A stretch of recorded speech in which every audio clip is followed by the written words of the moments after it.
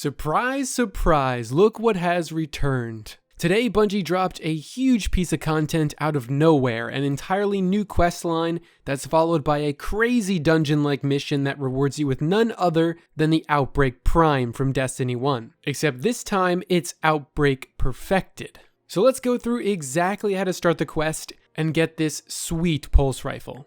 The very first thing you should do is head to Titan and load up the adventure Bad Neighbors. Just play the mission like normal, defeating Fallen until you complete the objective, and then you'll be sent on the mission's usual path. Making your way through this adventure, you'll eventually reach a Shrieker guarding a doorway. After defeating it, there's a small doorway to the left inside this reddish room, so instead of continuing straight on the mission's path, stop and interact with this doorway to unlock this secret room. I'm not 100% sure what prevents people from not being able to access this door, but I have a feeling it's tied to the enemy of my enemy mission from way back in year 1. It's one of those blue crown icons on the destination, and it ends with you facing down a Hive Knight and Mithrax, a fallen vandal. If you can't open the door or haven't done that mission, switch to a character that has. That might allow you to access the door. Once inside, you need to examine a fallen device. It can be found on the floor in a crate or on top of this computer terminal. It's not a very big room, so just keep your eyes peeled for the prompt. Once you find it, you'll receive a fallen transponder that will be visible in your pursuits. Checking the details of the transponder will reveal something that looks a lot more complicated than it actually is. There are 6 node spots on this, and each node corresponds to a specific lost sector. Inside these 6 lost sectors are nodes that you'll need to collect. We all know how much Bungie loves using lost sectors in their quest, and this time is no different. 4 lost sectors are on Earth and 2 are on Nessus, and for each of them I'll show you exactly where the node is located. First up is Widow's Walk. This is the lost sector to the left of the church in Trossland, EDZ. Make your way inside, head towards the chest, and then jump above it to reach the 2nd floor of this building, and the node is chilling right there.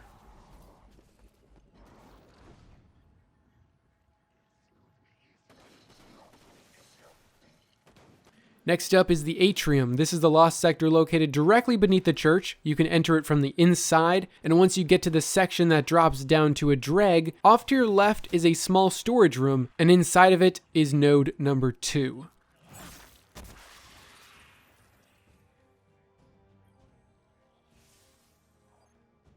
The 3rd node can be found in the Drain Lost sector. You can get to it by heading to the outskirts and finding the doorway beneath the bridge. This is a little confusing to navigate. Just look for the bluish room with a catwalk above it and run past all the enemies to drop down to your left off this cliff. The node is sitting up on this raised platform right here.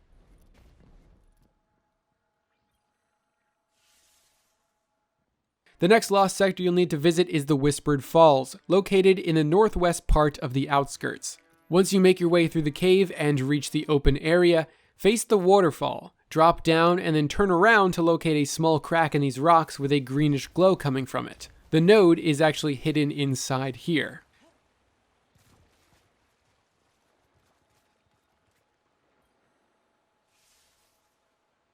That's it for the EDZ. Let's head to Exodus Black on Nessus. Enter the Rift Lost sector right across from where you spawn in. And once you get to the blue chasm, up to your left you'll see a giant crate hanging slightly off the edge.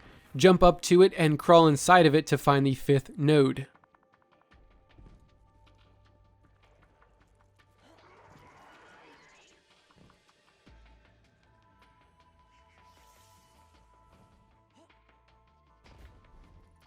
Now head south to the Glade of Echoes. We'll need to enter the Carrion Pit Lost sector right here. Make your way up to the chest, and once facing it, look to your right.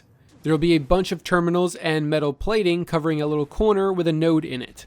You'll need to jump around to the left to grab it. And that makes 6 nodes, which are automatically inserted into the transponder, allowing you to read a really big paragraph of numbers and letters that don't make much sense. I don't know what this means, nor do I care to find out. All you really need to know is go to the farm. At spawn, head right and you'll see a bunker that's open.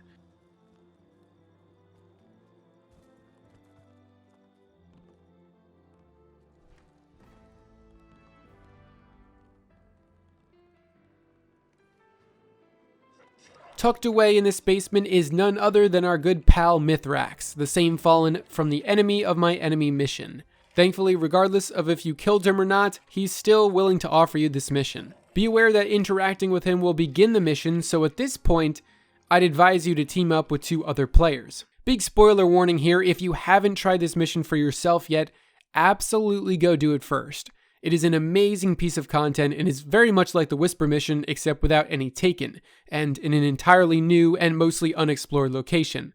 I highly suggest experiencing it on your own first before watching this, but if you're looking for a guide on it, then the stuff I'm about to show will spoil it. Alright, you've been warned. The mission you enter via Mithrax is called 0 Hour. The enemies here recommend you be 690 power. As you'll notice, we're back in a very familiar place, the old tower. Except this time it's been overrun by Fallen, and like the Whisper mission, you have 20 minutes to make it from the beginning to the end. The first part of this mission is basically backtracking through Homecoming from the vanilla Destiny 2 campaign, except with way harder enemies. Important to note that there will be every elemental type of shield here, so set up your fire team so that you have a good mixture of all the elements.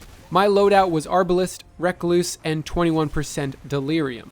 My advice for most of this mission is to work as a team and be quick. You want as much time as you possibly can for the last encounter.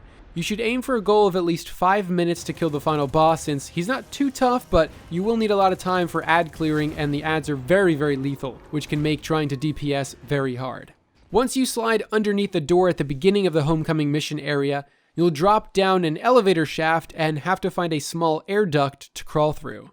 There's going to be a lot of crawling through these air ducts in this dungeon, so keep a lookout for them at every turn. This air duct will lead you to the huge rooftop section, the way to go from here being a small passageway beneath the ship. Follow this until you reach a room with a black and blue crate in it. There is a vent to your right, but avoid that and head through the partially hidden vent to your left. After entering, you'll be confronted with a ton of different exits. Just shoot out the first vent cover on your right. This will allow you to drop down to a platform directly below you that leads to another air duct. Be careful though, because the platform will fall out from under you. This path is the only correct one, as the others actually lead right into the abyss below. You'll now be outside jumping on dangling lifts, and it's incredible to see the scale of the wall as you drop down looking for a walkway to land on. Activating this button will extend out the platform, allowing your teammates to stick the landing easier. Definitely a nice touch. Now you can jump up onto the second level walkway and finally up into another air duct in the ceiling. This will drop you down into a room where you must ascend up the correct air duct. Picking the wrong one will actually lead to a dead end and just waste a bunch of time. As soon as you drop down, you'll be facing a rectangular box floating on the wall with a yellow platform on it. We'll use this as our starting point.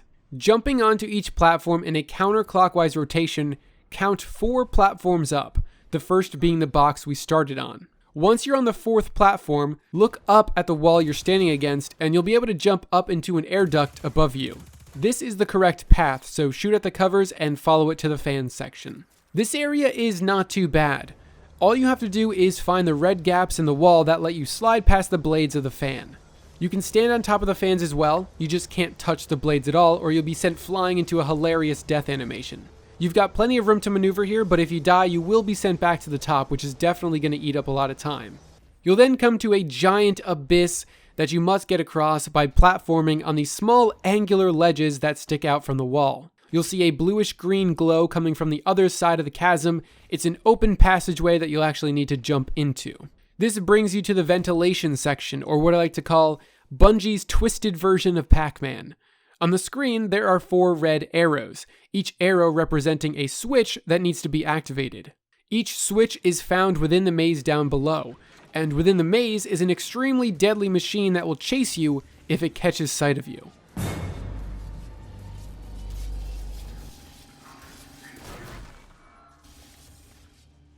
There's also walls of electricity that flicker in and out and can block your way, as well as little air ducts on the floor to crawl into and escape the robot Pac-Man. You can approach this encounter 2 different ways. First is by having one person sit up at the map and instruct the other 2 which direction to take to get to the switches. The other is to just have everyone run in the maze, hugging the outside walls at every turn and hitting each switch without the map reader at all. The nice thing about these switches is they never change position, so hugging the outside walls will always bring you to the next switch. Once all 4 switches are turned from red to green, the exit will open at the front of the maze, and you can get out of this creepy nightmare that for some reason exists within the tower. Ride the elevator to the top of the next section, slide down the slide, then enter into the air duct to the right of the top of the staircase here. And once you enter in to the vault room, if you face the vault door but then turn around, you'll see giant pipes on a wall with a small black armory symbol next to them. Going right up next to these pipes actually reveals a secret passageway to an absolutely gorgeous room. The door will automatically open as soon as you get close to it. There's no button press or anything. It just opens up into this giant hall. There's a whole bunch of artifacts here, a cat statue, some awoken relics, and a container that was actually busted open. To the right of this container is a hole in the ground, and this takes you right to the final encounter in the tower ruins. For this final boss, you'll have to do a little extra work than was needed in the Whisper mission. You'll have to kill the big fallen guy, Cyrix of course, but you also need to kill all of his giant servitors, both of his fallen walkers that spawn in, and all of the remaining enemies in the room before the mission timer ends. Cyrix himself doesn't have a lot of health, but what makes this encounter difficult is the lethal snipers, shanks, and turrets. Arbalest works pretty good here against the servitors, and we had a teammate using Whisper to take care of the tanks, and that seemed to work perfectly. With 3 titans, we were able to burn Cyrix and his friends in 5 minutes. It wasn't that bad. It will for sure be faster using things like Nova Bomb, but really any super is viable here if you have enough time. I would recommend clearing out the snipers and turrets first, and then clear out the rest of the wave of adds to allow for some damage time. Just remember that every additional enemy that spawns must be killed before the clock hits 0. It doesn't just end like in the Whisper mission when you kill the final boss. And if you're able to do this successfully, well, congratulations, you've just got Outbreak Perfected, the exotic pulse rifle that creates Siva nanite swarms on rapid hits and precision kills. This is a fantastic and very powerful gun that even on console has almost no recoil. I'm very happy to see another exotic pulse and not just another exotic hand cannon, and honestly, I didn't even see this coming at all. It was actually a huge surprise, and so is this epic dungeon. Outbreak Perfected also actually comes with a spot for a catalyst, which is likely tied to the heroic version of the dungeon that is accessible from the EDZ after beating it on normal. Just like the Whisper heroic, you can start up this mission at any time and replay it solo or with friends. I'll absolutely have a guide on how to get the catalyst once we figure it out, but for now, enjoy Outbreak Perfected and this incredibly well crafted and breathtaking dungeon. Bravo, Bungie.